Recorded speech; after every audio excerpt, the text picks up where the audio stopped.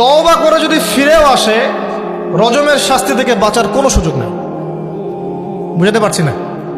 একজন মহিলার কথা বলে তারা বুঝতে পারবে। এটা একজন মহিলা সাহাবীর ক্ষেত্রেও হয়েছে, একজন পুরুষ সাহাবীর ক্ষেত্রেও হয়েছে।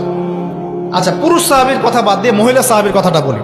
মহিলা সাহাবী এসেছেন, এসে নবীজিকে বলছেন, ইয়া রাসূলুল্লাহ তাহিরনি, আমাকে পবিত্র করুন, আমি একটা অন্যায় করেছি, আমি বিশাল একটা অন্যায় করেছি। নবী সাল্লাল্লাহু আলাইহি ওয়াসাল্লাম বলছে, কি করেছো তুমি? তখন সে বলছে, আমি জিনা করেছি।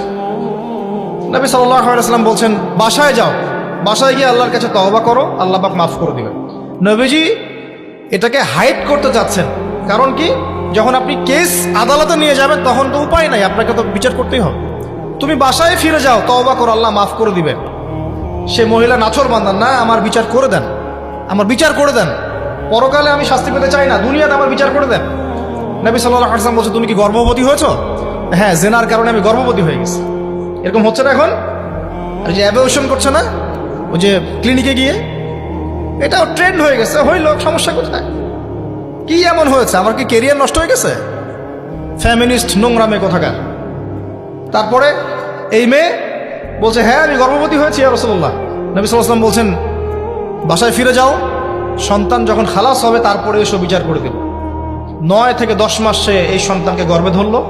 ধরার পরে সন্তান যখন খালাস হয়ে গেল, সে নবীর কাছে এসে সন্তান কোলে নিয়ে, নবজাতক, ইয়া রাসূলুল্লাহ সাল্লাল্লাহু আলাইহি ওয়াসাল্লাম দরুদ পড়বেন, আমাকে পবিত্র করে দিন, আমার সন্তান হয়ে গেছে এখন। নবী সাল্লাল্লাহু আলাইহি ওয়াসাল্লাম বলছেন, সন্তান কি দুধ খাচ্ছে? হ্যাঁ, দুধ খাচ্ছে। তাহলে তুমি তাকে দুধ পান করাও। কত বছর দুধ পান করাতে হয়? 2 বছর। 2 বছর দুধ পান করাও, দুধ পান করা শেষ হবে তারপরে এসে তোমার বিচার করে দিব। এবার 2 বছর দুধ পান করানোর পর এই মহিলা এসেছে, সন্তানের হাতে একটা রুটি। নবীজিকে বলছেন, ইয়া রাসূলুল্লাহ সাল্লাল্লাহু আলাইহি ওয়াসাল্লাম, আমার সন্তান এখন রুটি খেতে পারে, আমার সন্তান এখন রুটি খেতে পারে, আমার বিচার করে দিন।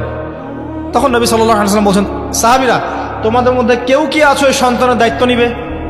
একজন আনসার সাহাবী বলছেন, আমি দায়িত্ব নিব। তখন এই আনসার সাহাবীর কোলে নবী সাল্লাল্লাহু আলাইহি ওয়াসাল্লাম এই বাচ্চাকে তুলে দিলেন। তুলে দেওয়ার পর খালিদ বিন ওয়ালিদ রাদিয়াল্লাহু আনহু অন্যান্য সাহাবীদেরকে বললেন, যাও এই মহিলাকে নিয়ে যাও, কোমর পর্যন্ত গেড়ে দিয়ে রজম করে হত্যা করো।